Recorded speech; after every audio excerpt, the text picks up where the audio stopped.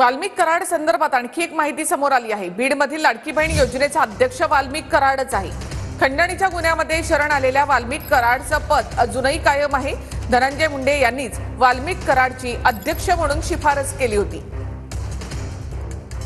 लाडली बहीण योजना या योजनेचे अध्यक्ष, प्लीज आय स्टँड करेक्टेड, माझं काही चुकीचं असेल तर I am happy to be corrected, की जेव्हा बीड मध्येची जी कमिटी आहे त्याचे अध्यक्ष हे परळी तालुक्याचे अध्यक्ष आजही वाल्मिक कराड आहेत। ज्या माणसावर एक्स्टॉर्शनचा गुन्हा आहे त्याला तुम्ही महिलांच्या या लाडली बहीण योजनेचा अध्यक्ष करता, जे किती असंवेदनशील, इट्स जस्ट शॉकिंग। 23 सेक्शन्स लागलेत आणि तेही अनेक वेळा असे जे 45 सेक्शन्स लागलेल्या व्यक्तीला जर अध्यक्ष बनवलं आणि ते पण मुख्यमंत्री लाडकी बहीण योजनेचं, आणि त्याची शिफारस पण आहे ती धनंजय मुंडे यांनी केली असेल, त्याच्यापेक्षा धक्कादायक आणि दुसरं तिसरं काहीच नाही होऊ शकत नाही। टोरेस कंपनीचा 2024 मधील ऑडिट रिपोर्ट TV9 मराठीच्या हाती लागलाय। ऑडिट रिपोर्टमध्ये कंपनीच्या गैरव्यवहारासंदर्भात अनेक ताशेरे ओढण्यात आले। टोरेस कंपनीचा सीए अभिषेक गुप्ताने हा ऑडिट रिपोर्ट केलेला आहे। गैरव्यवहारासंदर्भात खुलासे केल्यामुळे टोरेस कंपनीने सीएला धमकावलं देखील होतं।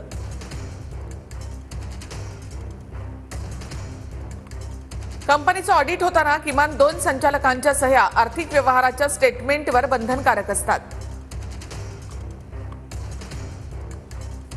टोरेसच्या संपूर्ण खर्चाच्या तपशिलावर फक्त एकच संचालक सर्वेश सुर्वे यांची सही असल्याचे नमूद करण्यात आले। खर्चाच्या तपशिलावर दुसरे संचालक विक्टोरिया कुवालंकोची यांची सही नाही। 2024 या आर्थिक वर्षाचा 4,21,000चा आयकर उशिरा भरल्यामुळे कंपनी आर्थिकदृष्ट्या कमकुवत असल्याचं स्पष्ट झालं। कंपनीने आर्थिक व्यवहाराचा तपशील, जीएसटी डाटा आणि इतर आर्थिक व्यवहाराचा तपशील हा नीट ठेवला नाही।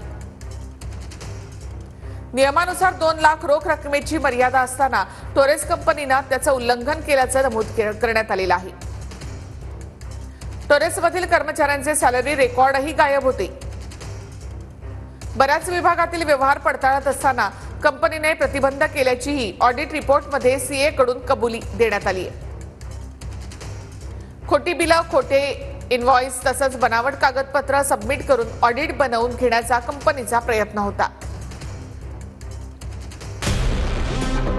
टोरेस कंपनीच्या दादर कार्यालयात आर्थिक गुन्हे शाखेकडून तपास सुरू करण्यात आला। दादरच्या टोरेस कार्यालयामध्ये 5 ते 6 कोटी असल्याची सूत्रांची माहिती। मुंबई, नवी मुंबई आणि पुण्यामध्ये टोरेस कंपनीनं 1000 कोटींची फसवणूक केली। सर्वसामान्य गुंतवणूकदारांचे कोट्यवधी रुपये घेऊन टोरेस कंपनीचा पोबारा। टोरेस कंपनीत दादरचे भाजी विक्रेते प्रदीप कुमार वैश्य यांचेही पैसे बुडाले। सर अभी तक मैंने कम से कम 156 का लोन लिया है। 1,56,00,000 का, जो अनसिक्योर मल्टीप्लाई बैंकों से है, मतलब बहुत सारे बैंकों से, बहुत सारे फाइनेंस कंपनी से हैं। प्रदीप कुमार यांनी कुटुंबातील सदस्य आणि मित्रांच्या नावाने 13 कोटी रुपये गुंतवले होते। लगभग 13 करोड़ रुपए, एक छोटी अमाउंट तो नहीं है सर। अभी सब पूछ रहे हैं, अभी आपके सामने एक बंदा आया था, वो देख रहे थे, वो पैसे के लिए मेरे पास बैठा था कि वो बोलता है हमको टोरेस से मतलब नहीं है, आप हमको पैसा दो। टोरेस घोटाळ्याची माहिती आदित्य ठाकरेंनी मुख्यमंत्र्यांना दिली। टोरेसचे जे घोटाळे झाले त्याच्याबद्दल देखील चर्चा झाली की याच्यावर लवकरात लवकर पुढची कारवाई काय असेल हे आम्ही विनंती केली। टोरेस कंपनीचा सीए अभिषेक गुप्ताची मुंबई हायकोर्टात धाव। मी घोटाळा उघडकीस आणला, माझ्या जीवाला धोका असल्याची सीएची माहिती। सीए अभिषेक गुप्ताची हायकोर्टाकडे संरक्षणाची मागणी।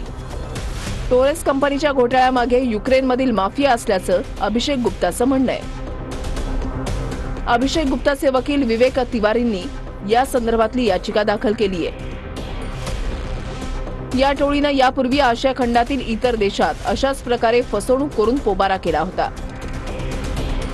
डिसेंबरच्या अखेरीस जमेल तितका मोठा हात मारून जानेवारीच्या पहिल्या आठवड्यात गाशा गुंडाळण्याचा कट कंपनीला आखला होता। शिवाजी पार्क पोलिसांच्या विनंतीवरून मीरा भाईंदर इथल्या शाखेसह कंपनीची 3 बँक खाती गोठवण्यात आली आहेत. बँकांच्या खात्याचे ऑडिट आणि फॉरेन्सिक ऑडिट होण्याची शक्यता आहे. टोरेस कंपनीचं इंस्टाग्राम अकाउंट कुठून आणि कोण ऑपरेट करतंय याचाही शोध पोलिसांकडून सुरू आहे.